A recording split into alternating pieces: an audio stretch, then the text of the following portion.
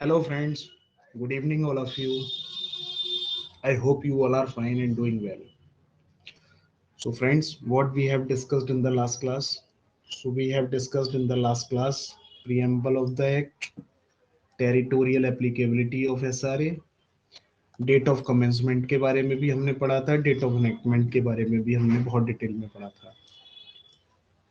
Plus हमने index का भी एक थोरो एनालिसिस किया था कि एसआरए में कितने सेक्शंस हैं, प्लस कौन कौन से सेक्शन किस पर्टिकुलर स्पेसिफिक रिलीफ से रिलेटेड है। साथ ही साथ हमने ये भी देखा था अपनी लास्ट क्लास में कि एसआरए में कितने टाइप्स के स्पेसिफिक रिलीफ्स दे रखे हैं। सो फ्रेंड्स, जैसा कि हम जानते हैं कि देखिएगा एसआरए के नेम से ही, from the name of this act, it is very well clear. इसके नाम से ही इतना क्लियर हो रहा है कि एसआरए जो है वो कुछ स्पेसिफिक रिलीफ एक्ट्स के बारे में बता स्पेसिफिक रिलीफ्स के बारे में बता रहा है। अब क्या वो रिलीफ है वो हमने अपनी लास्ट क्लास में डिस्कस कर रखे हैं और आगे हम उन सारे रिलीफ्स को जो है सॉरी बहुत डिटेल में पढ़ने वाले हैं। सो फ्रेंड्स, जिन लोगों ने हमारी लास्ट क्लास नहीं करी है उनसे मैं रिक्वेस्ट करना चाहूंगा कि आप लोग जो है यूट्यूब पर जाकर हमारी लास्ट क्लास कर सकते हैं। चैनल आप सब लोगों को पता ही है, ब्रजपाल स्लो एकेडमी। ठीक है फ्रेंड्स, चलिए चलते हैं हम आज के अपने डिस्कशन की तरफ। Historical background of SRA, SRA कैसे बना, purpose of SRA, jurisprudential and constitutional essence of SRA, SRA exhaustive है या नहीं, एसआरए प्रोसीजरल है या सब्सटेंटिव है, प्लस कुछ लीगल मैगजिम्स के बारे में भी आज हम देखने वाले हैं जो एसआरए से रिलेटेड इंपोर्टेंट जो है लीगल मैगजिम्स हैं। तो फ्रेंड्स, चलिए स्टार्ट करते हैं आज का अपना डिस्कशन।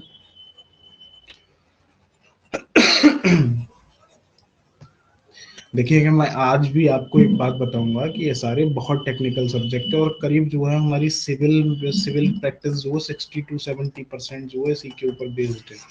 सो मैं आपसे रिक्वेस्ट करना चाहूंगा कि इसको बिल्कुल भी हल्के में न लें और अच्छे से पढ़ाई करते रहें। और मैं आपको भरोसा दिलाता हूँ इसमें आपको बहुत कुछ यहाँ से सीखने को मिलेगा। सो फ्रेंड्स, सबसे पहले हम बात करते हैं हिस्टोरिकल बैकग्राउंड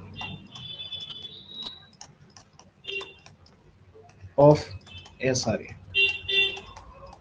देखिएगा, सबसे पहले जो हमारा एसआरए आया था वो द स्पेसिफिक रिलीफ एक्ट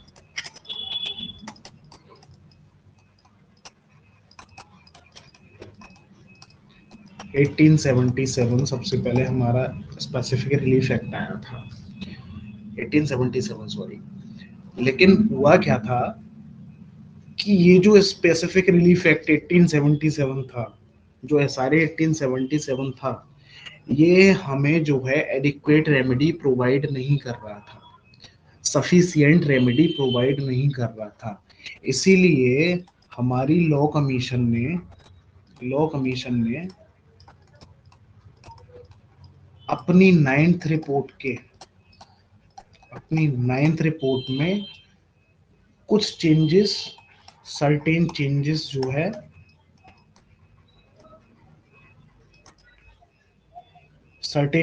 जो है इनको सजेस्ट किए थे।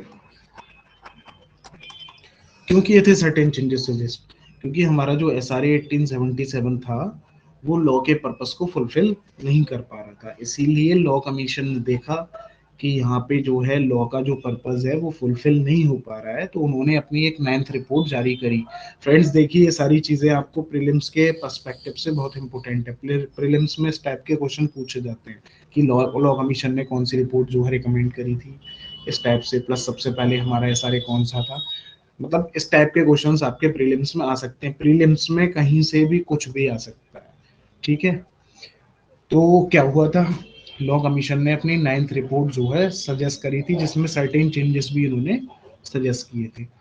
तो अब हुआ क्या कि ये चेंजेस ना करने की बजाय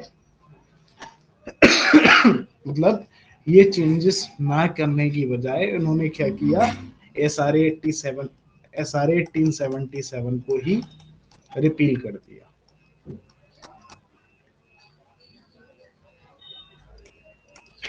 देखिएगा फ्रेंड्स, एक बात और मैं आपको बताऊं, जब कभी भी हम लॉ की टर्म्स में देखते हैं तो हम कभी भी डिलीट वर्ड का यूज नहीं करते।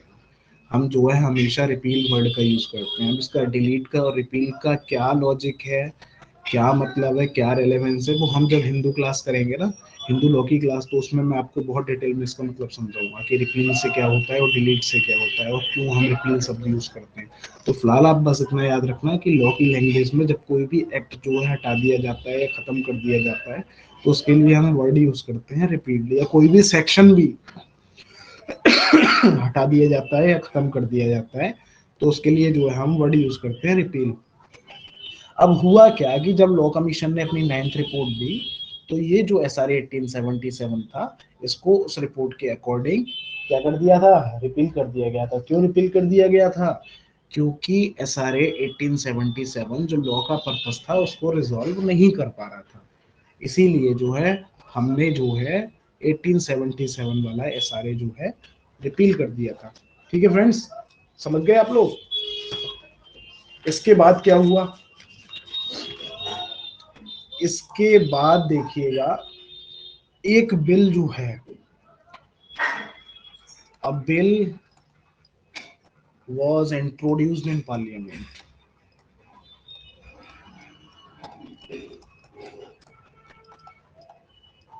अब जब हमारा एस आर 1877 जो है रिपील हो गया, खत्म हो गया, तो अब हमारे पास स्पेसिफिक रिलीफ्स के रिगार्डिंग कोई पर्टिकुलर एक्ट नहीं बचा। तो फिर क्या करना चाहिए था ऐसी सिचुएशन में? आप ही सोचिए क्या करना चाहिए था। देखिएगा, लॉ को जितना आप अपना, जितनी आप थिंकिंग स्किल्स डेवलप कर लेंगे, उतना आप जो है लॉ को बहुत अच्छे से, मतलब बहुत अच्छे से समझ पाएंगे। आपकी लीगल अंडरस्टैंडिंग उतनी ज्यादा डेवलप होती चली जाएगी। आप किसी भी एक पर्टिकुलर पॉइंट को अपने माइंड में सोचने की कोशिश करिएगा। आप ये सोचिए कि जब एस आर 1877 हटा दिया, तो स्पेसिफिक रिलीफ जो थे हमारे, उनके रिगार्डिंग कोई पर्टिकुलर एक्ट तो बचा नहीं था। तो जब कोई पर्टिकुलर एक्ट नहीं बचा, तो उस कंडीशन में लोग क्या करते, जाहिर सी बात है एक बिल इंट्रोड्यूस कराते पार्लियामेंट में। तो वही हुआ कि हमने जो है एक पार्लियामेंट में बिल जो है इंट्रोड्यूस कराया था। लेकिन हुआ क्या था, ये जो बिल था, ये बिल जो है 13 दिसंबर 1962 को लैप्स हो गया।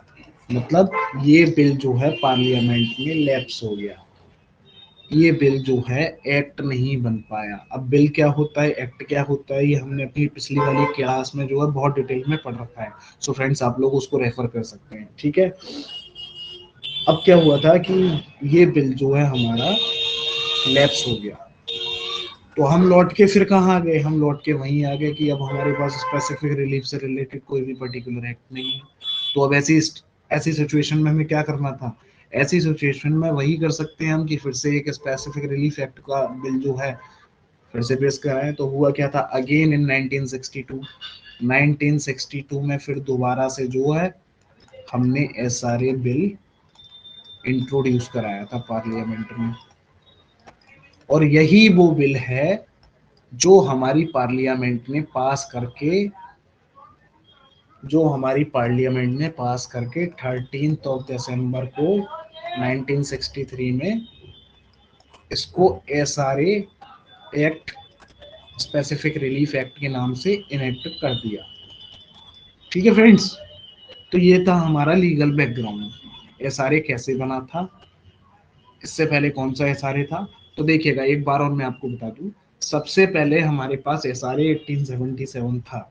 लेकिन एसआरए 1877 जो था वो लॉ के पर्पस को फुलफिल नहीं कर पा रहा था।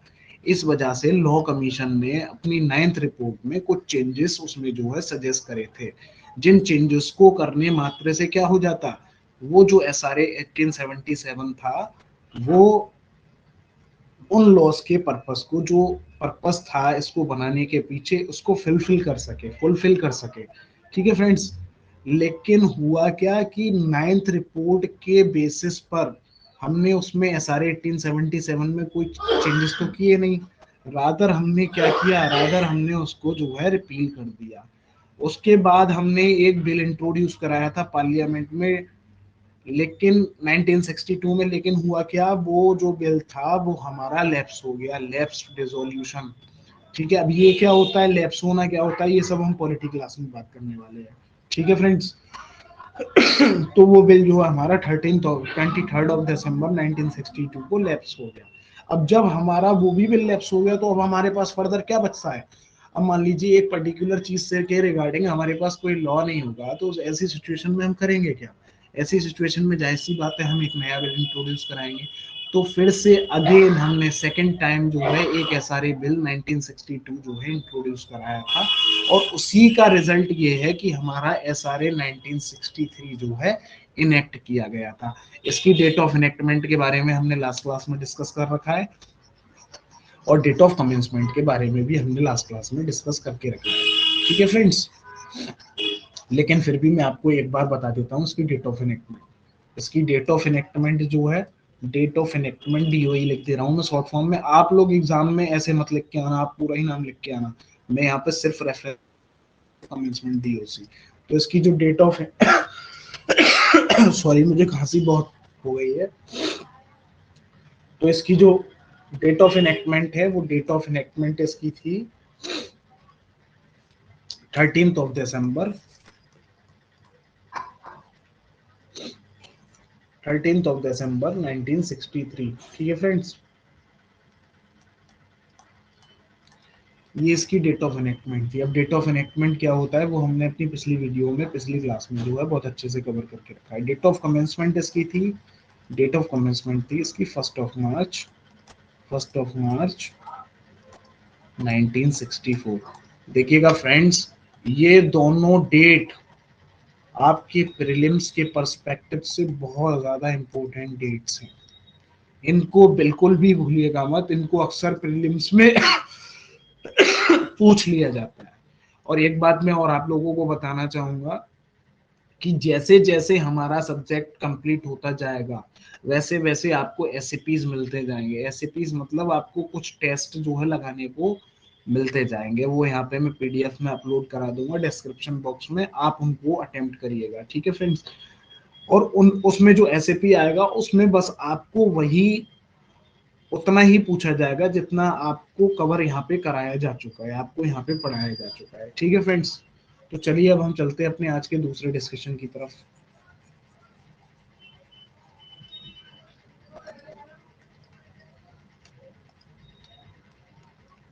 Purpose of SRA. एसआरए का पर्पस क्या है, देखिएगा फ्रेंड्स, अगर किसी को भी किसी भी टॉपिक में कोई समझने में दिक्कत आ रही है तो मैंने अपनी लास्ट क्लास में भी बताया था, आप जो है हमारी email ID Brijpals law academy @gmail.com पर आप हमें जो है अपनी क्वेरी लिखकर सेंड कर सकते हैं। और फ्रेंड्स डरिएगा मत, ऐसा नहीं है कि आप हिंदी में ही भेजें, आप इंग्लिश में भी भेज सकते हैं। जैसी आपकी लैंग्वेज हो आप किसी भी लैंग्वेज में भेज सकते हैं। आपकी जो भी क्वेरी है आप मुझे इस ईमेल आईडी पर लिख के भेज सकते हैं, और मैं अपनी नेक्स्ट क्लास में आपकी वो क्वेरी जो है रिजॉल्व कर दूंगा। ठीक है फ्रेंड्स, तो अब देखिएगा पर्पस ऑफ एसआरए क्या है। तो हमारा एसआरए का पर्पस क्या था, क्या है, देखिएगा एसआरए जो है वो हमारा कॉम्प्लीमेंट्री रोल प्ले करता है, कॉम्प्लीमेंट्री रोल प्ले करता है। It plays complementary role. अब ये कॉम्प्लीमेंट्री रोल कैसे प्ले करता है, जैसे आप कभी रेस्टोरेंट्स में गए होंगे, कभी आप जो है कहीं घूमने गए होंगे, तो वहां पे लोग आपको बोलते हैं ना कि सर, आप किसी होटल में विजिट करने गए होंगे, मतलब होटल में आप जो स्टे करने गए होंगे, तो वहां पे आपको मिलता है ना कि सर आपके लिए सुबह का डिनर, जो सुबह का जो ब्रेकफास्ट है वो कॉम्प्लीमेंट्री है। तो कॉम्प्लीमेंट्री मतलब कुछ एक्स्ट्रा, कुछ एक्स्ट्रा। तो एसआरए हमें क्या करता है, एसआरए हमें कुछ एक्स्ट्रा चीजें प्रोवाइड करता है। अब वो एक्स्ट्रा चीजें क्या प्रोवाइड करता है उसके बारे में भी हम देखेंगे। अब जैसे एक एग्जांपल ले लीजिए, आप इसी के रिगार्डिंग एक एग्जांपल ले लीजिएगा। ठीक है फ्रेंड्स, देखिएगा जो भी पढ़ाया जा रहा है आप लोग इसको मेंशन करते रहिएगा अपनी कॉपी पर, ये आप लोगों के लिए ही हेल्पफुल होने वाला है जब आप रिवीजन करेंगे। देखिए ऐसा जरूरी नहीं है कि आप बार बार इन क्लासेस को कर सकें, क्योंकि क्लासेस को करने में टाइम कंज्यूम होता है और रिवीजन करने में लेस टाइम कंज्यूम होता है। तो बेटर रहेगा आप लोग नोट्स बना लें और नोट्स बनाते चले जाएं जो यहाँ पे पढ़ाया जा रहा है, अपनी ओन लैंग्वेज में, जैसी भी आपकी लैंग्वेज है उसमें लिखते जाइए। ठीक है फ्रेंड्स। अब देखिएगा हमारा ऐसे, ऐसा कि हमने अभी बात करी एसआरए, हमारा एसआरए 1963 प्लेस कॉम्प्लीमेंट्री रोल। अब ये कॉम्प्लीमेंट्री रोल क्या होता है? अब देखिएगा सपोज डेट दो बंदे हैं, दो पर्सन है, एक पर्सन है ए और एक पर्सन है हमारे पास बी। अब ए ने क्या किया, ए ने कुछ डिफेमेटरी मटेरियल जो है, ए पब्लिशेस डिफेमेटरी, ए ने कुछ डिफेमेटरी मटेरियल जो है पब्लिश कर दिया अगेंस्ट बी। ठीक है friends, A publishes defamatory material against B. मतलब ए ने कुछ ऐसा लिख के फेसबुक पे, इंस्टाग्राम पे, व्हाट्सएप पे, यूट्यूब पर बी के खिलाफ कुछ ऐसा लिख दिया जिससे क्या था कि वी की जो थी, वी की रेपुटेशन, या फिर मतलब सीधा सिंपल ऐसे समझ लीजिए, मतलब ए ने बी के खिलाफ कुछ ऐसा पब्लिश कर दिया यूट्यूब पर, इंस्टाग्राम पर, जितनी भी सोशल एप्स हैं, कि बी की बदनामी हो जाए। अब देखिएगा जब हमारे पास एसआरए नहीं था, तो एसआरए जब नहीं था तो बी के पास क्या रेमेडी अवेलेबल थी? बी क्या कर सकता था? बी केवल और केवल डैमेजेस क्लेम कर सकता था ए से, डैमेजेस क्लेम कर सकता था ए से। और ये डैमेजेस कहाँ क्लेम होते थे? टॉर्ट में क्लेम होते थे। डैमेजेस आप लोग समझते हैं? डैमेज देखिएगा दो वर्ड होते हैं, एक होता है डैमेज और एक वर्ड होता है डैमेजेस। यहाँ पे जो डैमेज से मतलब होता है, डैमेज से मतलब होता है लॉस, मतलब आपके एक पर्टिकुलर एक्ट के करने की वजह से मुझे कितना लॉस हुआ। और यहाँ पे डैमेजेस का जो मतलब होता है वो होता है कंपनसेशन, मतलब आपके एक्ट करने की वजह से जो मुझे लॉस हुआ है उसको आप अब मुझे कंपनसेट करेंगे। सो हम हमेशा डैमेज के लिए डैमेजेस क्लेम करते हैं। तो अब जब ए ने बी के अगेंस्ट जो है डिफेमेटरी मटेरियल जो है पब्लिश कर दिया, तो जाहिर सी बात है ए को जो है लॉस हुआ। अब ए को क्या लॉस हुआ कि भाई उसकी रेपुटेशन चली गई मार्केट में, अब उससे कोई व्यापार नहीं करना चाह रहा, कोई बिजनेस नहीं करना चाह रहा, कोई उससे बात नहीं कर रहा। तो अब बी क्या करता है? बी जो है ए से ऐसी कंडीशन में डैमेजेस क्लेम कर सकता था, प्लस और क्या कर सकता था? बी ए के अगेंस्ट एक डिफेमेशन का सूट भी फाइल कर सकता था। जो आपने सुना होगा ना अक्सर कि मानहानि का मुकदमा, तो मानहानि जो है डिफेमेशन ही होती है। तो डिफेमेशन का कहाँ करता था वो? 499 और 500 आईपीसी में जो है सूट फाइल कर सकता था। लेकिन अब आप सब लोग मुझे एक बात बताइए कि बी के डैमेज क्लेम करने और डिफेमेशन का सूट फाइल करने मात्र से क्या बी को जो है एडिक्वेट रेमेडी मिल रही थी? आप ही बताइए, क्या पर्याप्त, उसको पर्याप्त न्याय मिल रहा था? एडिक्वेट रेमेडी मिल रही थी? नहीं फ्रेंड्स।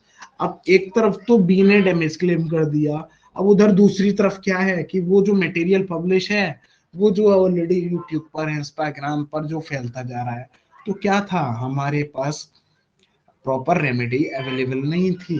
लेकिन जब हमारा एसआरए आया तो अब भी क्या कर सकता है? अब भी जो है ए के अगेंस्ट इंजंक्शन का भी सूट फाइल कर सकता है। कैसा सूट? इंजंक्शन। अब इंजंक्शन क्या होता है देखिएगा, ये बहुत ही इंपॉर्टेंट स्पेसिफिक रिलीफ है जो एग्जाम के पर्सपेक्टिव से बहुत इंपॉर्टेंट है। इसको हम बहुत डिटेल में कवर करने वाले हैं अपने आने वाली क्लासेस में। इंजंक्शन आप फिलहाल ऐसे समझ लीजिए जैसे आपने सुना होगा स्टे, तो इंजंक्शन स्टे जो है वो लेमेंस की लैंग्वेज में हम स्टे बोलते हैं, आम भाषा में स्टे बोलते हैं, बट लीगल लैंग्वेज में हम उसको इंजंक्शन बोलते हैं। मतलब बी ने ए के अगेंस्ट सूट फाइल कर दिया, B files a suit against A for injunction.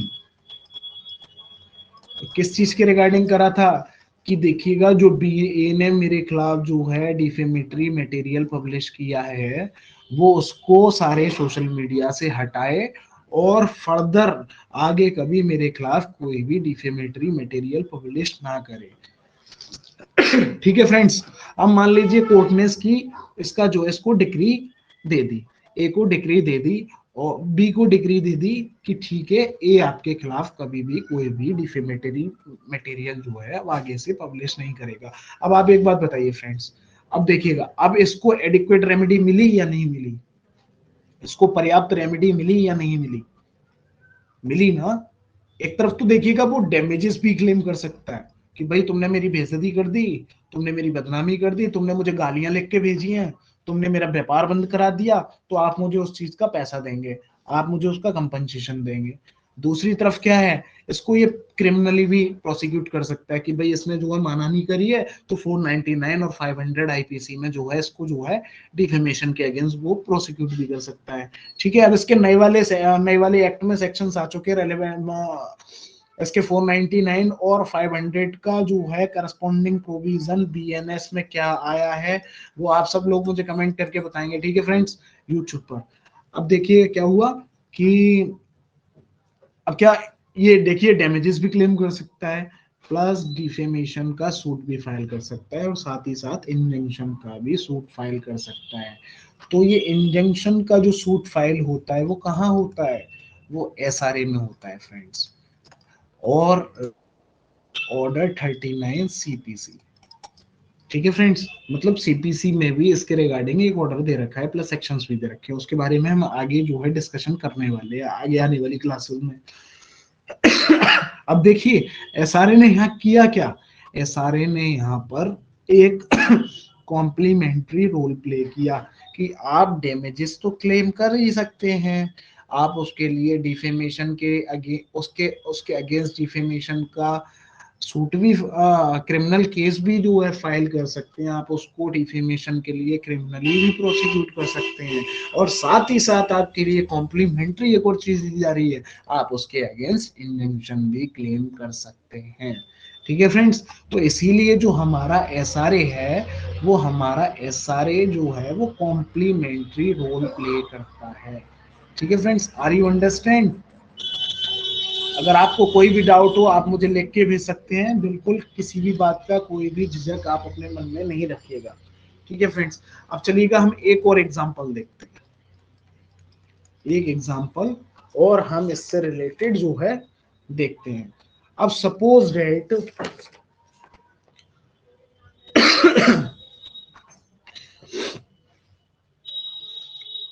एक एग्जांपल और हम इसके अगेंस्ट देखते हैं। अब मान लीजिए ए, देखिएगा ये है ए का घर, ये ए का घर है। ठीक है, हाउस ऑफ ए। ठीक है फ्रेंड्स, और ये इसके बिल्कुल जस्ट बराबर में, बिल्कुल बराबर में क्या है, ये है बी का घर। अब बी क्या करता है, बी डेली रात को अपने बहुत सारे दोस्तों को बुलाता है, बहुत सारे दोस्तों को बुलाता है और ये सब क्या करते हैं, ये करते हैं यहाँ पर पजामा पार्टी। मतलब ये सब लोग क्या करते हैं, बहुत जोर जोर से रात को डीजे बजाते हैं और जो है पार्टियां करते हैं। इससे क्या होता है, एक को जो है रात को सोने में दिक्कत होती है। ये लोग जो है बहुत ज्यादा तेज तेज पूरी रात जो है डीजे बजाते हैं और पार्टियां करते हैं, साथ में गाली गाली गलौच भी करते हैं। उससे क्या है, एक को प्रॉब्लम होती है। तो अब एक के साथ में क्या प्रॉब्लम हो रही है, एक के साथ में मतलब न्यूजेंस क्रिएट हुआ है, इसको हम न्यूजेंस बोलते हैं। ये सब चीजें हम बहुत डिटेल में पढ़ने वाले हैं और टेंशन मत लेना बिल्कुल भी।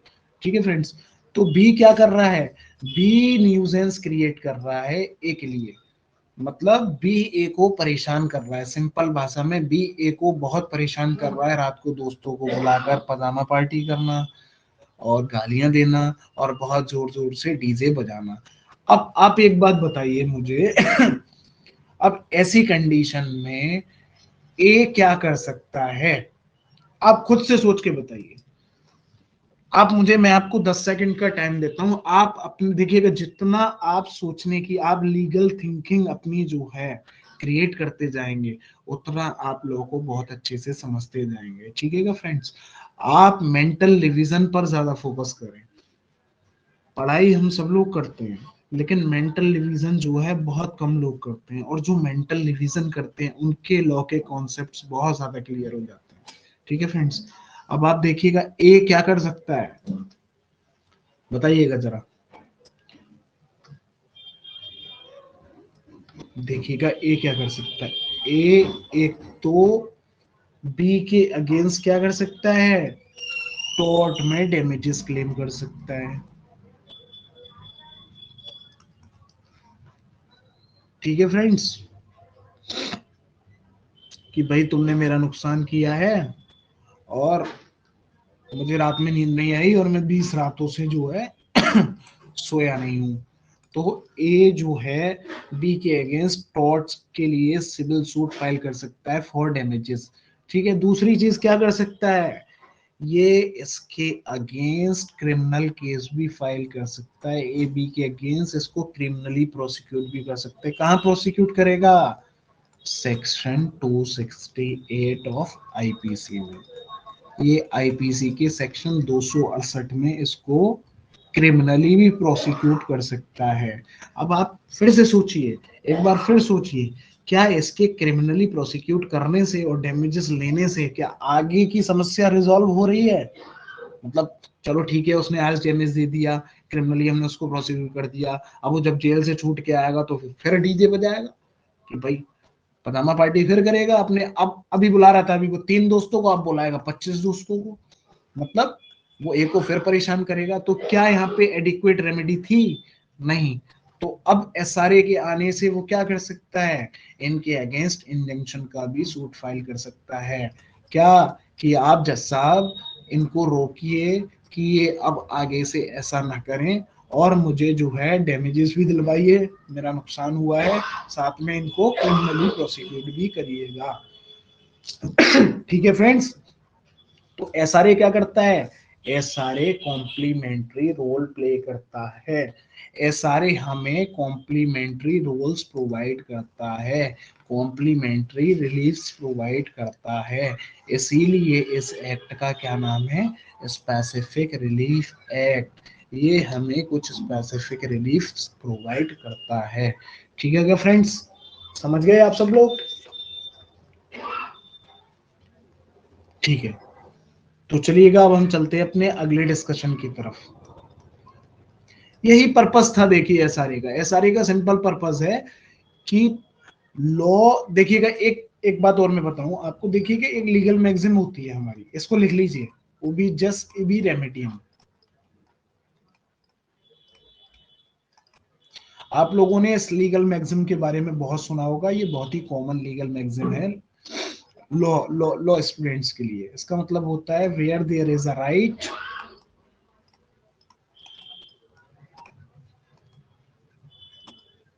There is a remedy. मतलब फ्रेंड्स, जहां हमारे पास राइट होगा, वहां उस केस में उस राइट के वायलेशन अगर होता है तो उसके रिगार्डिंग हमारे पास रेमेडी भी अवेलेबल होगी।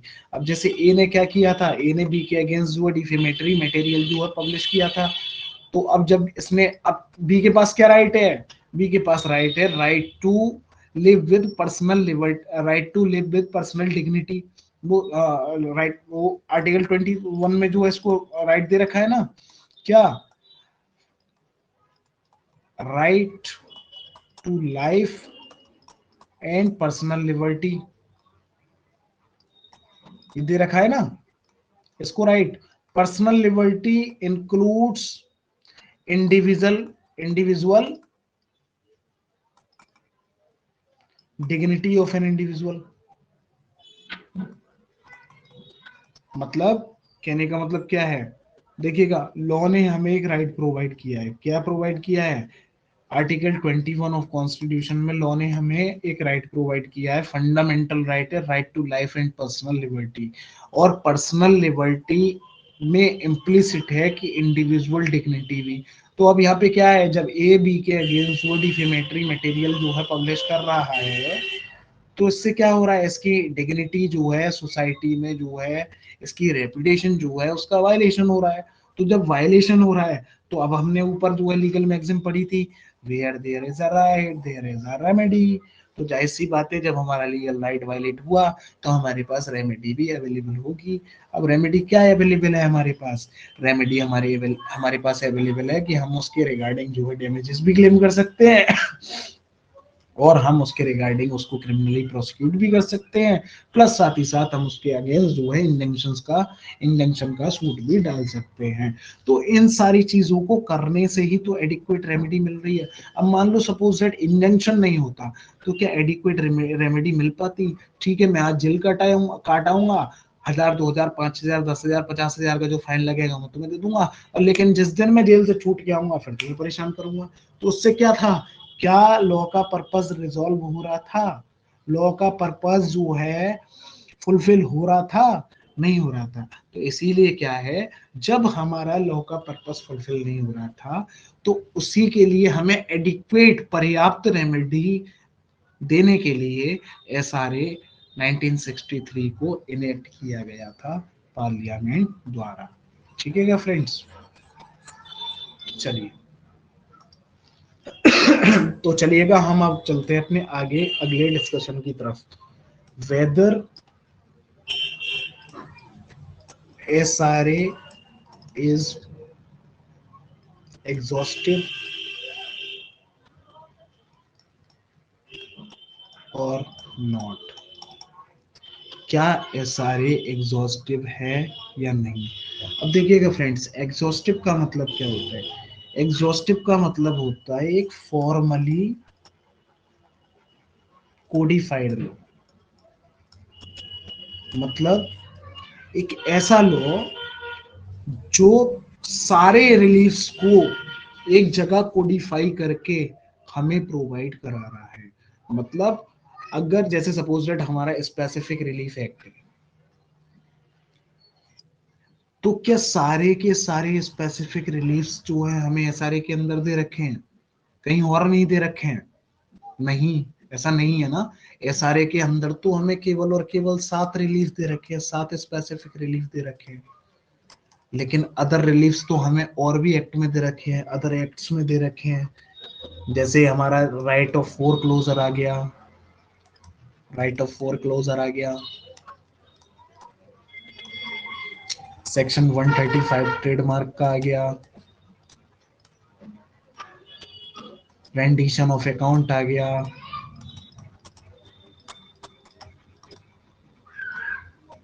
सेक्शन 55 कॉपीराइट का आ गया। कहने का मतलब क्या है कि एसआरए स्पेसिफिक रिलीफ एक्ट में सारे के सारे स्पेसिफिक रिलीफ्स नहीं दे रखे हैं, कुछ और भी स्पेसिफिक रिलीफ्स हैं जो हमें अदर एक्ट्स में दे रखे हैं। तो मतलब जब हमें स्पेसिफिक रिलीफ एक्ट में सारे के सारे जो है रिलीफ प्रोवाइड नहीं कर रखे हैं, तो इसलिए जो है हमारा एसआरए एग्जॉस्टिव नहीं है। मतलब एसआरए के अलावा हमें स्पेसिफिक रिलीफ एक्ट के लिए और भी एक्ट का सहारा लेना पड़ेगा। जैसे सपोज डेट, अगर हमने किसी एक फाइनेंस कंपनी से अगर लोन लिया, फाइनेंस कंपनी से अगर हमने किसी से एक लोन लिया, तो उसका फोरक्लोजर हम कहाँ कराएंगे, एसआरए में कराएंगे, नहीं कराएंगे ना। उसका फोरक्लोजर हम कहाँ कराएंगे, उसका फोरक्लोजर हम टीपीए में कराएंगे, कराएंगे ना। ऐसे ही तो मतलब क्या हुआ कि एसआरए हमसे सारे के सारे रेमेडीज के बारे में बात नहीं कर रहा है।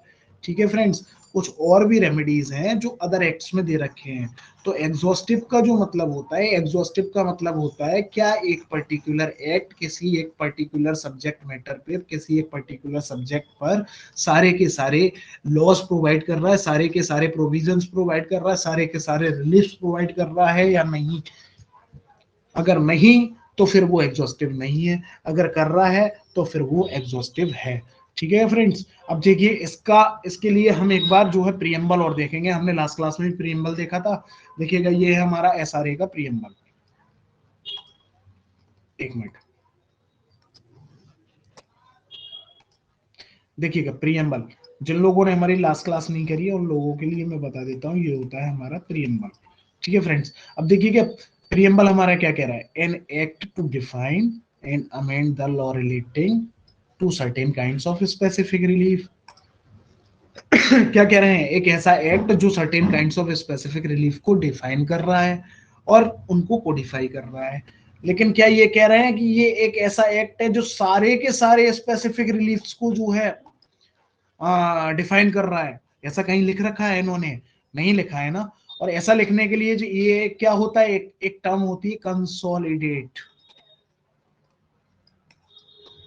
जैसे कि मैं आपको दिखाता हूं, एक बार सीपीसी पे चलिए। देखिएगा ये हमारा सीपीसी का सिविल प्रोसीजर कोड का बेयर एक्ट है ये हमारा। ठीक है फ्रेंड्स, एक मिनट देखिएगा, ये हमारा सीपीसी का प्रियम्बल, ये हमारा सीपीसी का प्रियम्बल, प्रियम्बल ऑफ सीपीसी। अब इसमें ये क्या कह रहे हैं, an act to consolidate and amend the law relating to the procedures of courts of civil judicature. मतलब जितने भी civil civil courts civil courts की प्रोसीडिंग से रिलेटेड प्रोसीजर दे रखे हैं, वो सारे के सारे कंसोलिडेट करके हमने एक एक्ट बनाया है। वो एक्ट क्या है, सीपीसी 1908। तो फ्रेंड्स एक बात हमेशा याद रखना, जहां पे भी वर्ड कंसोलिडेट लिखा हुआ हो उसका मतलब होता है कि सारे के सारे प्रोसीजर या सारे के सारे प्रोविजंस उस पर्टिकुलर सब्जेक्ट के रिगार्डिंग उस एक्ट में दे रखे हैं। तो जैसा कि हमारे इस एक्ट में कंसोलिडेट वर्ड ना यूज करके इन्होंने केवल इतना यूज किया है, an act to define and amend the law relating to certain kinds of specific relief. मतलब ये हमारा एक्ट सारे के सारे स्पेसिफिक रिलीफ के बारे में बात नहीं कर रहा है, बल्कि ये कुछ 7 स्पेसिफिक रिलीफ्स जो हमारे एसआरए में दे रखे हैं, 7 टाइप्स ऑफ स्पेसिफिक रिलीफ्स, उनके बारे में बात कर रहा है। बाकी और जो रिलीफ्स हैं उनके लिए हमें दूसरे एक्ट में जाने की जरूरत पड़ेगी। तो इसीलिए हमारा एसआरए क्या है, एसआरए हमारा एग्जॉस्टिव नहीं है फ्रेंड्स। ठीक है, बात समझ में आ गई। एग्जॉस्टिव का मतलब होता है पर्याप्त लॉ, पर्याप्त कानून, पर्याप्त अधिनियम। तो क्या स्पेसिफिक रिलीफ एक्ट रिलीफ के रिगार्डिंग जो है एसआरए हमारा पर्याप्त कानून है? नहीं। पर्याप्त अधिनियम है? नहीं। इसके अलावा भी हमें और रिलीफ के लिए अदर एक्ट्स में जाने की जरूरत पड़ती है। अब देखिएगा एक चीज और मैं आपको दिखाता हूं जरा फ्रेंड्स, देखिए जरा देखिएगा हमारा सेक्शन 3 क्या कह रहा है, except as otherwise provided herein. मतलब इस एक्ट में जो दे रखा है उसके अलावा nothing in this act shall be deemed.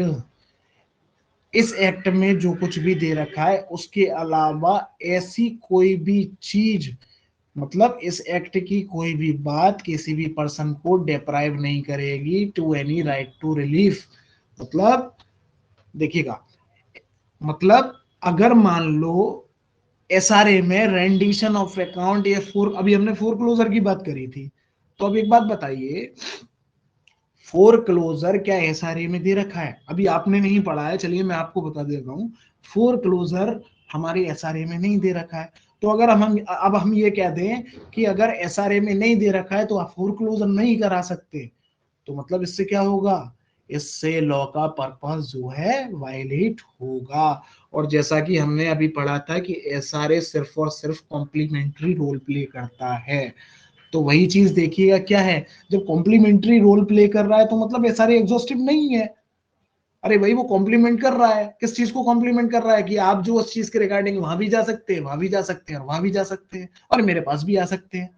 तो इसलिए एसआरए क्या है, एग्जॉस्टिव नहीं है। अब ये क्या कह रहे हैं सेक्शन 3 में, except as otherwise provided herein, यहाँ इस एक्ट में जो भी प्रोवाइड कर रखा है उसके अलावा nothing in this act shall be deemed to deprive any person of any right to relief. मतलब किसी भी पर्सन को किसी भी राइट टू रिलीफ के लिए डिप्राइव नहीं किया जाएगा। उसे डिप्राइव मतलब होता है उसका राइट जो है खत्म नहीं किया जाएगा, खत्म ऐसे समझ लो लेमन लैंग्वेज में, खत्म खत्म नहीं किया जाएगा।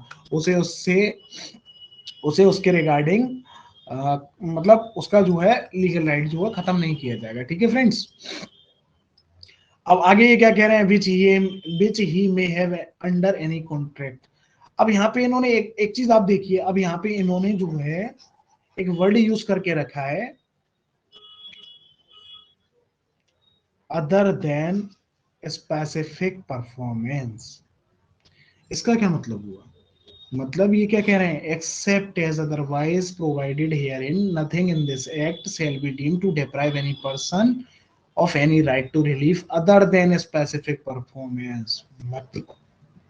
मतलब स्पेसिफिक परफॉर्मेंस के लिए आप कहीं और नहीं जा सकते। तो मतलब क्या हुआ फ्रेंड्स, स्पेसिफिक रिलीफ के लिए एसआरए जो है एग्जॉस्टिव लॉ है, लेकिन बाकी के सारे रिलीफ्स के लिए एसआरए एग्जॉस्टिव नहीं है। ठीक है फ्रेंड्स, समझ आ रहा है, मतलब एसआरए के अलावा स्पेसिफिक परफॉर्मेंस ऑफ कॉन्ट्रैक्ट आप कहीं और नहीं करा सकते, आप केवल और केवल एसआरए के अंदर ही स्पेसिफिक परफॉर्मेंस ऑफ कॉन्ट्रैक्ट करा सकते हैं। ठीक है फ्रेंड्स, तो कहने का मतलब सिंपल है, एसआरए जो है हमारा स्पेसिफिक रिलीफ्स के regarding, sorry specific performance of contract के रिगार्डिंग एग्जॉस्टिव लॉ है। और एक बात मैं और आपको बता दूं, एसआरए के अलावा कहीं और भी स्पेसिफिक परफॉर्मेंस ऑफ कॉन्ट्रैक्ट नहीं दे रखा है। अब ये स्पेसिफिक परफॉर्मेंस ऑफ कॉन्ट्रैक्ट होता क्या है, ये हम बहुत डिटेल में अपनी आगे आने वाली क्लासेस में कवर करने वाले हैं। तो फ्रेंड्स बिल्कुल डरिएगा मत, एसआरए की जर्नी बहुत अच्छी होने वाली है, बहुत मजेदार होने वाली है। अच्छा, आप एक बार मुझे जरा कमेंट करके जरूर बता दीजिएगा, देखिएगा हमारा भी मोटिवेशन बढ़ता है इससे कि आप लोगों को समझ आ रहा है या नहीं। और जिन लोगों की अगर कोई भी क्वेरी है तो वो हमें ब्रिजपाल्स लॉ एकेडमी @gmail.com पर जो है लिखकर अपनी क्वेरीज को पूछ सकते हैं। ठीक है फ्रेंड्स, तो अब देखिए क्या हुआ, एसआरए हमारा एग्जॉस्टिव है, आप लोग ही बताइए एसआरए क्या हमारा एग्जॉस्टिव है, क्या एसआरए सारी रेमेडीज के बारे में बात कर रहा है, सारे स्पेसिफिक रिलीफ के बारे में बात कर रहा है, नहीं कर रहा भैया।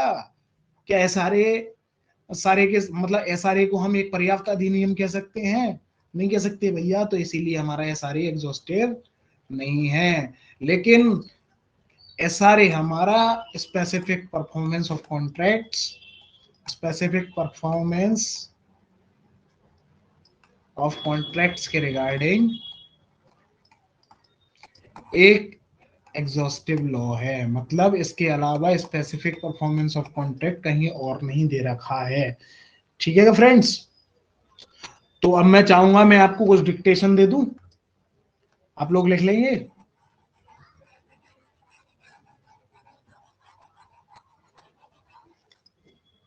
क्यों राबिया, अमन, क्या हुआ, रजिस्टर नहीं बनाया?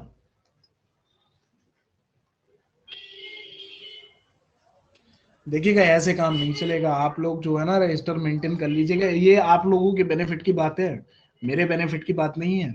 आप लोग बार बार क्लास नहीं कर पाएंगे, एक बार क्लास कर लेंगे, 2 बार क्लास कर लेंगे, फिर आपके मन में ये आएगा, डिमोटिवेट होता चला जाता है बंदा जो है। तो आप बेटर रहेगा आप नोट्स बना लें, और जितना आप नोट्स बना लेंगे, अब आप क्लास करेंगे 1 घंटे में करेंगे, नोट से रिवाइज कर लेंगे, 10 मिनट में कर लेंगे, सारी की सारी चीजें आपके माइंड में रिकॉल हो जाएंगी। तो बेटर क्या है, क्लास करना बेटर है या फिर नोट्स बनाना, आगे आपकी मर्जी है, मैं आपको समझा सकता हूँ बस।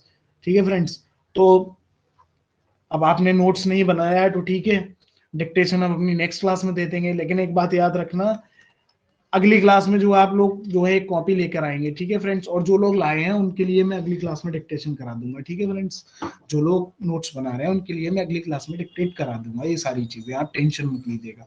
तो एक बात हमेशा अब एक बात हमारी जो है याद रख लीजिएगा, S R A is not an exhaustive law, exhaustive act, but in regards to specific performance of contract,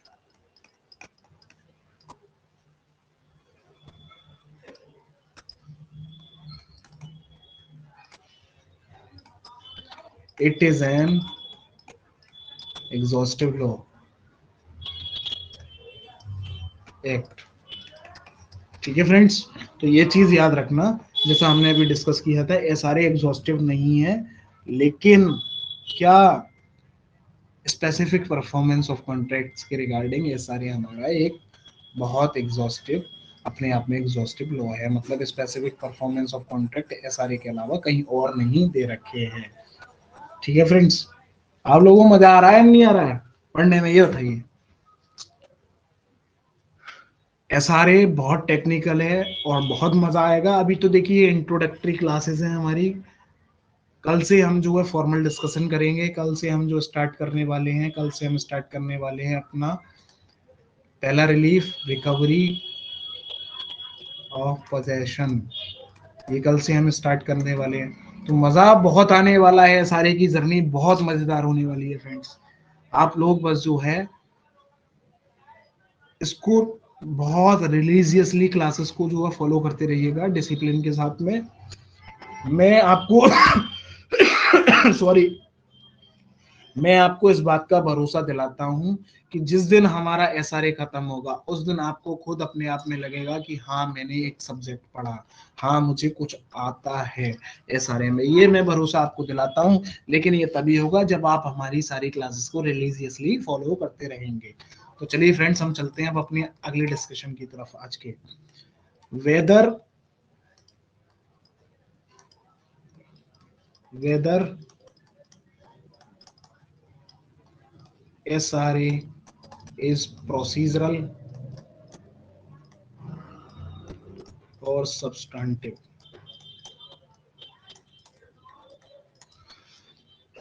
क्या एसआरए प्रोसीजरल है या फिर सब्सटेंटिव है? अब देखिएगा फ्रेंड्स, जिन लोगों को नहीं पता है उन लोगों के लिए मैं एक बार बता देता हूँ प्रोसीजरल क्या होता है और सब्सटेंटिव क्या होता है। देखिएगा, सब्सटेंटिव लॉ वो होते हैं जो हमें हमारे लिए लीगल राइट्स क्रिएट कर रहे होते हैं और उनके वायलेशन के रिगार्डिंग वो हमें रेमेडी भी प्रोवाइड करा रहे होते हैं। मतलब कहने का मतलब क्या है, सब्सटेंटिव लॉज वो होते हैं जो हमें कुछ लीगल राइट्स भी दे रहे होते हैं, साथ ही साथ हमें उनके रिगार्डिंग रेमेडी भी प्रोवाइड करा रहे होते हैं in case of violation of such legal rights. ठीक है फ्रेंड्स, अब जैसे फॉर एग्जांपल कॉन्स्टिट्यूशन में आर्टिकल 21 कहता है every person shall have the right to life. मतलब every person have right to life and personal liberty. मतलब ये क्या दे रहा है हमें, ये दे रहा है हमें, देखिए कॉन्स्टिट्यूशन का छोड़ दीजिए जरा एक सेकंड, आप आईपीसी की बात करिएगा। आईपीसी का आप मर्डर वाला सेक्शन देख लीजिएगा, मर्डर का सेक्शन सेक्शन 300 देख लीजिएगा। उसमें क्या कह रहे हैं, उसमें ये कह रहे हैं कि अगर किसी बंदे ने, सेक्शन 300 बहुत इंपॉर्टेंट सेक्शन है याद रखना, और सेक्शन 300 पर हमारी करीब करीब 5 से 7 क्लास जो है लगने वाली हैं, और बहुत डिटेल में जब हम आईपीसी पर आएंगे तो हम बहुत डिटेल में उसको कवर करने वाले हैं फ्रेंड्स। आप बने रहिए हमारे साथ में यूट्यूब पे, आपको सारा स्टफ आपको यहाँ पे मिलेगा। आपको सारे लॉस के बारे में, आपको लीगल अंडरस्टैंडिंग आपकी डेवलप कराने में हम पूरी तरह से सहायता करेंगे। तो हम मान लीजिए हम सेक्शन 300 की बात कर रहे हैं। सेक्शन 300 क्या कह रहा है, सेक्शन 300 ये कह रहा है कि अगर आपने किसी का मर्डर कर दिया तो हम आपको जो है सो एंड सो पनिशमेंट से लायबल करेंगे। मतलब आपको, अगर आपने किसी का मर्डर कंप्लीट, अगर आपने किसी का मर्डर कमिट कर दिया तो आपको ये कारावास या फिर ये इम्प्रिजनमेंट या फिर ये पनिशमेंट आपको दिया जाएगा। ठीक है, यही कह रहा है ना। अब देखिए एक बात सोचिए, जब आप किसी को रोक रहे हैं किसी काम को करने के लिए, तो जाहिर सी बात है उसमें ये बात भी इम्प्लिसिट है, ये बात इम्प्लिसिट है ना, कि हर पर्सन के पास जीवन जीने का अधिकार होता है। तभी तो आप उसको रोक रहे हैं, भैया आप तू मर्डर करेगा भैया तो फिर तू जेल जाएगा, तभी तो वो कह रहे हैं। तो ये क्या कर रहे हैं, ये देखिएगा लीगल राइट भी क्रिएट कर रहे हैं, क्या लीगल राइट क्रिएट कर रहे हैं कि हर बंदे के पास जीवन जीने का अधिकार है, और अगर आपने उसे मार दिया तो आपको लीगली प्रोसिक्यूट करा जाएगा। वो क्या है, वो रेमेडी है। तो ये होता है हमारा सब्सटैंटिव लॉ, जो हमें कुछ लीगल राइट्स प्रोवाइड करा रहा होता है, और इन case of violation of such rights वो हमें रेमेडीज भी प्रोवाइड करा रहा होता है। अब जैसे आप कॉन्ट्रैक्ट एक्ट देख लीजिए, कॉन्ट्रैक्ट एक्ट क्या करता है, कॉन्ट्रैक्ट एक्ट जो है हमें कॉन्ट्रैक्ट फॉर्मेशन के बारे में बताता है।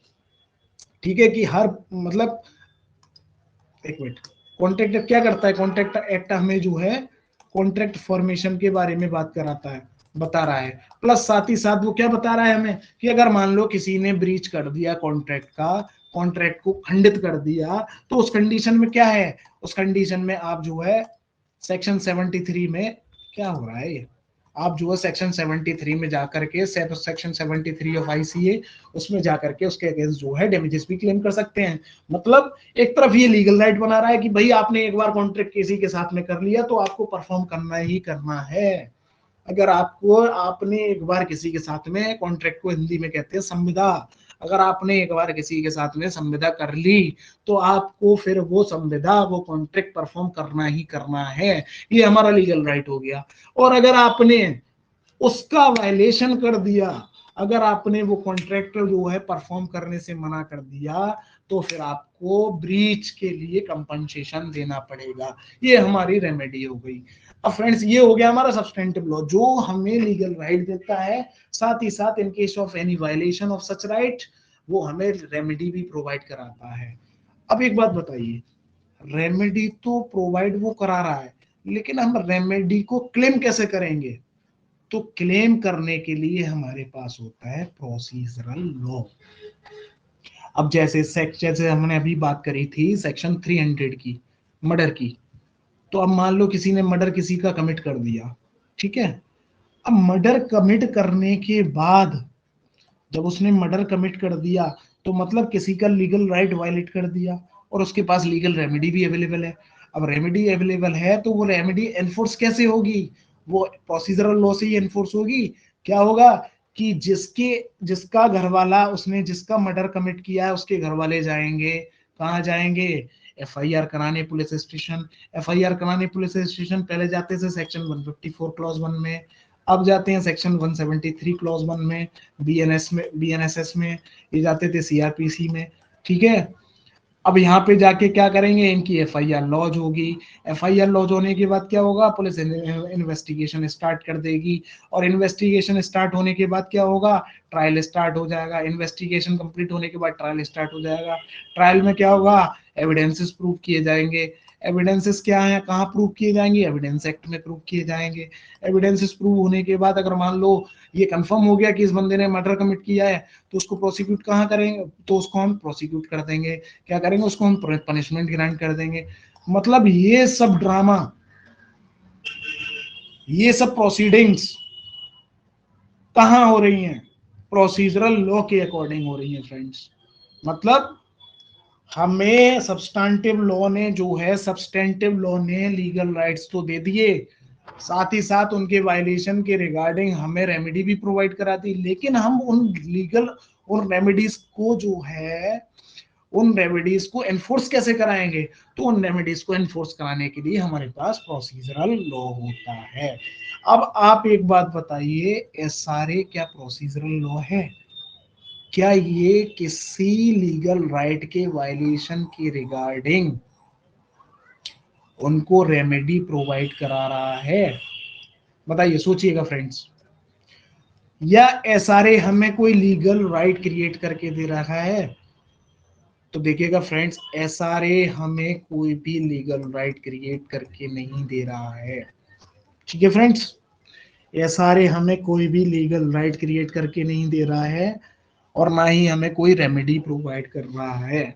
लेकिन और साथ ही साथ एसआरए जो है सीपीसी की तरह एक कंसोलिडेटेड, एक एग्जॉस्टिव प्रोसीजर भी नहीं दे रहा है।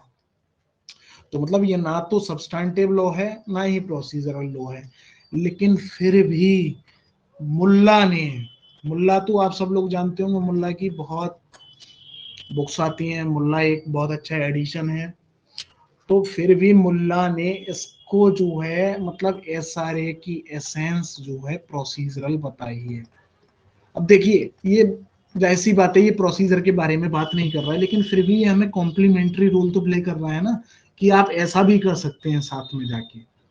मतलब कहने का मतलब क्या है, प्रोसीजर क्या होता है, प्रोसीजर को आपको फॉलो करना ही करना होगा, लेकिन एसआरए जो हमें दे रहा है वो कॉम्प्लीमेंट्री दे रहा है, उसे आप चाहें तो फॉलो कर लें, चाहें तो आप ना फॉलो करें, लेकिन प्रोसीजर को आपको फॉलो करना ही करना होगा। अगर मान लो किसी का मर्डर कमिट हो गया तो पुलिस को एफआईआर लिखनी ही लिखनी होगी, पुलिस को इन्वेस्टिगेशन करनी ही करनी होगी, मजिस्ट्रेट साहब को ट्रायल करना ही करना होगा।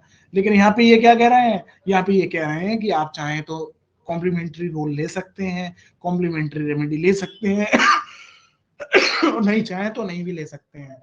इसीलिए एसआरए जो है हमारा ना तो सब्सटैंटिव है ना ही प्योरली प्रोसीजरल है, लेकिन इसकी एसेंस जो है वो कुछ प्रोसीजरल की तरह है।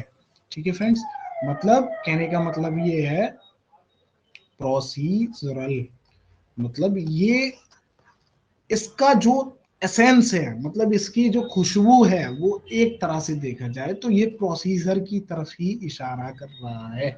जैसे कि अभी हमने बात करी थी कि मान लो अगर ए ने बी के अगेंस्ट वो डिफेमेटरी मटेरियल पब्लिश कर दिया, अब ए क्या करेगा, एक का लीगल राइट वायलेट हो गया, एक लीगल राइट वायलेट हो गया, अब वो क्या करेगा, उसके पास रेमेडी भी अवेलेबल है कि वो चाहे उसको क्रिमिनली प्रोसिक्यूट कर सकता है, उसके अगेंस्ट जो डेमेजेस क्लेम कर सकता है, साथ ही साथ कॉम्प्लीमेंट्री अगर वो चाहे तो क्या है, इंजंक्शन भी क्लेम कर सकता है। तो इंजंक्शन क्लेम करने के लिए उसे क्या करना पड़ेगा, इंजंक्शन क्लेम करने के लिए उसे एसआरए के प्रोविजंस को फॉलो करना पड़ेगा। तो अब यहाँ पे मैंडेटरी नहीं है कि वो इंजंक्शन क्लेम करे करे, वो उसकी मर्जी है। तो एसआरए के प्रोविजंस को जब वो इंजंक्शन क्लेम करने के लिए फॉलो करेगा, तो मतलब क्या हुआ कि एसआरए कहीं ना कहीं एक प्रोसीजर की तरफ बात कर रहा है। मतलब एसआरए की एसेंस अगर देखी जाए तो वो एक प्रोसीजर की तरफ बात कर रहा है। इसके रिगार्डिंग फ्रेंड्स एक केस लॉ है, वो आप लिख लीजिएगा जरा। ये केस लॉ आप लोग लिख लीजिएगा, देखिएगा ये बहुत गंदी हैबिट आपने बनाई है फ्रेंड्स। मैं आप लोगों से फिर कहना चाहूंगा, आप जो है नोट्स को मेंटेन कर लीजिए, ये बहुत इंपॉर्टेंट है, आपको आगे आने वाले टाइम में काम देने वाले हैं। रिवीजन टाइम पे, एग्जाम टाइम पे हमारे पास सफिशिएंट टाइम नहीं होता जो हम जो सारी क्लासेस देख लें। अब मान लो मेरी जो है, अब मान लो आईपीसी की जो हमारे लेक्चर्स लेंगे वो करीब 150 क्लासेस में रहेंगे, तो क्या आप 150 क्लासेस कर लेंगे, नहीं कर पाएंगे ना। 150 से 180 के बीच में क्लासेस रहने वाली है, आप लोग कर लेंगे, नहीं कर पाएंगे ना। और आपके पास नोट्स होंगे तो वो जाहिर सी बात है आप उनको 15 दिन में जो है रिवाइज कर लेंगे, तो बेटर है आप जो है नोट्स को प्रिपेयर कर लें। तो फ्रेंड चलिएगा ये केस लो लिख लीजिएगा जरा।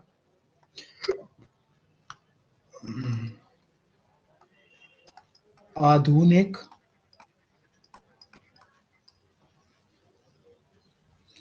Steels limited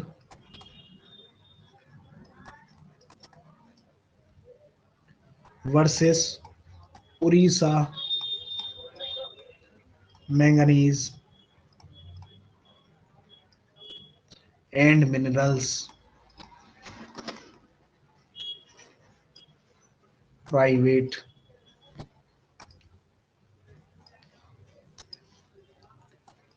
private limited.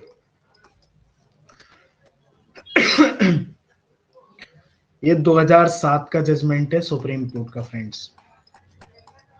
ठीक है, इस केस में ये बोला गया था कि एसआरए की एसेंस जो है वो प्रोसीजरल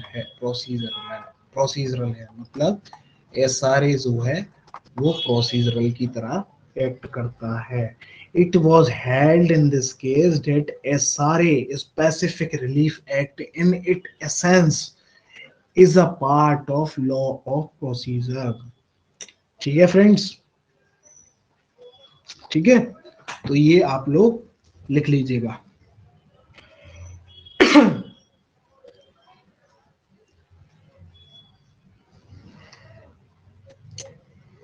अब देखिए दो चीजें हमारे पास आ गई, मुल्ला ने भी यही बोला है, मुल्ला के एडिशन में भी यही बात की गई है कि एसआरए जो है प्रोसीजरल है,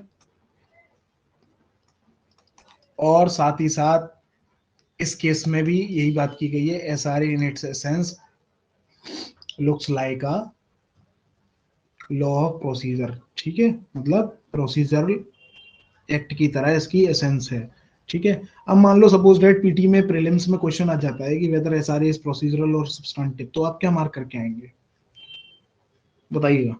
प्रोसीजरल मार्क करके आएंगे, सब्सटेंटिव मार्क करके आएंगे, और नीचे एक तीसरा ऑप्शन दे रखा हो नन ऑफ द एबव, और चौथा ऑप्शन दे रखा हो ऑल ऑफ द एबव।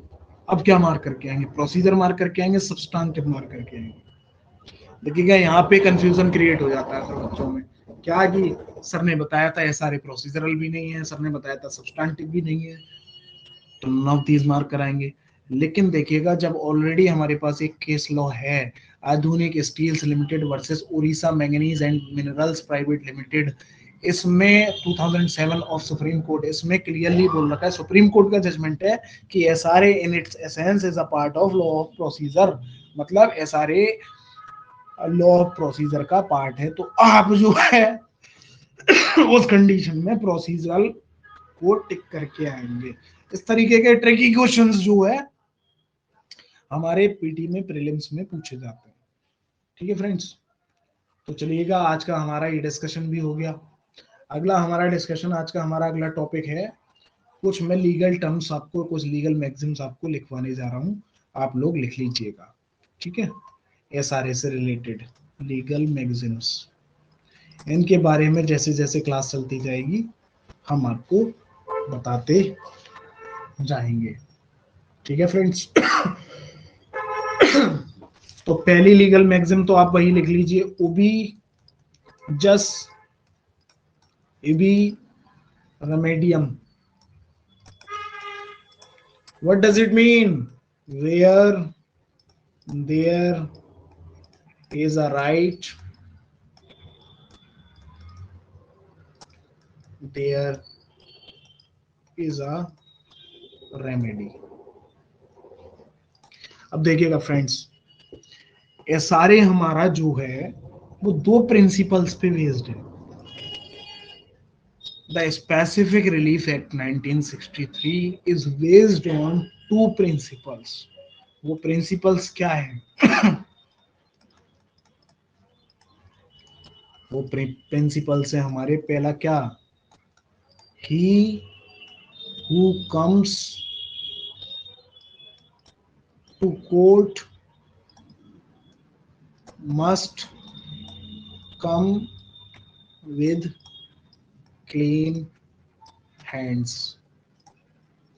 देखिएगा मैं आपको एक बात बतानी भूल गया हूं, हमारा जो स्पेसिफिक रिलीफ एक्ट है एसआरए है, ये कॉम्प्लीमेंट्री लॉ तो है ही है, साथ में ये क्या है, ये इक्विटेबल प्रिंसिपल्स को भी फॉलो करता है।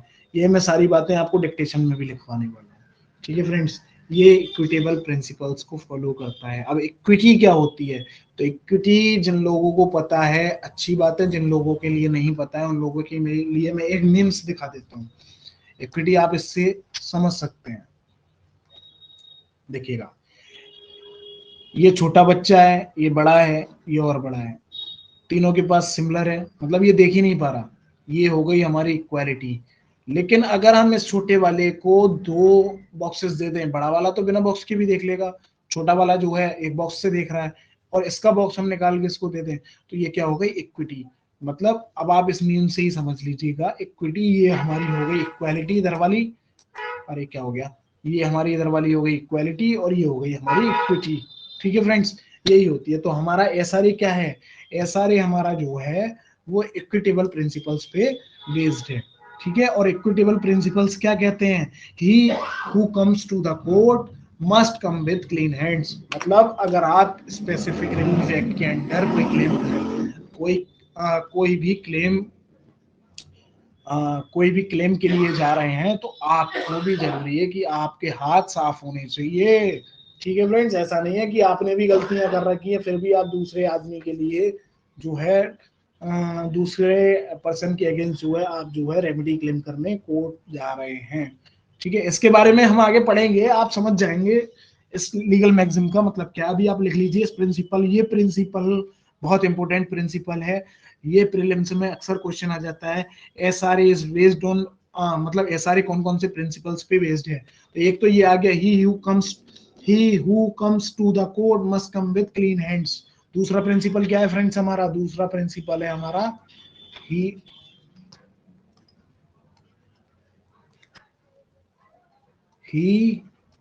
अरे क्या हो रहा है ये? He who seeks equity must do equity। मतलब जो इक्विटी के लिए आ रहा है वो भी इक्विटी करे। ठीक है फ्रेंड्स, तो चलिए आज का हमारा ये डिस्कशन जो है समाप्त हो चुका है। अब हम अपनी अगली क्लास में जो है, अभी जाइएगा मत, कोई भी जाइएगा मत, तो हम अपनी जो क्लास में अगली आने वाली नेक्स्ट लेक्चर में है हम बात करने वाले हैं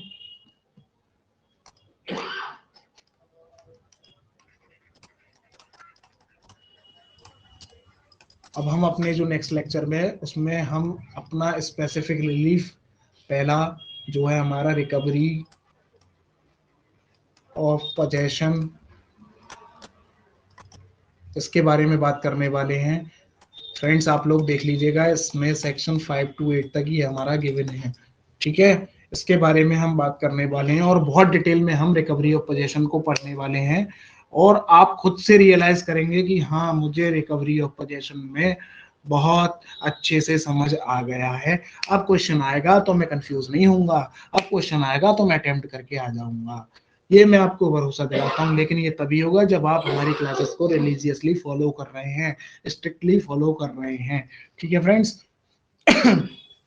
तो हम अपनी नेक्स्ट क्लास में सेक्शन 5 to 8 भी डिस्कस करने वाले हैं।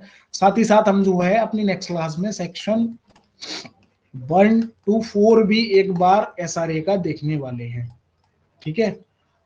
अब मुझे रिकवरी ऑफ पोजेशन को कंप्लीट कराने में करीब से करीब 2 से 3 क्लास जो है लगेंगे। ये वेरी भी कर सकती है, 4 भी हो सकती है, लेकिन 3 क्लास तो मिनिमम लगेंगी ही लगेंगी। 2 मैंने गलत लिख दिया, 3 से 4 हमारी क्लासेस इसमें लगने वाली हैं फ्रेंड्स।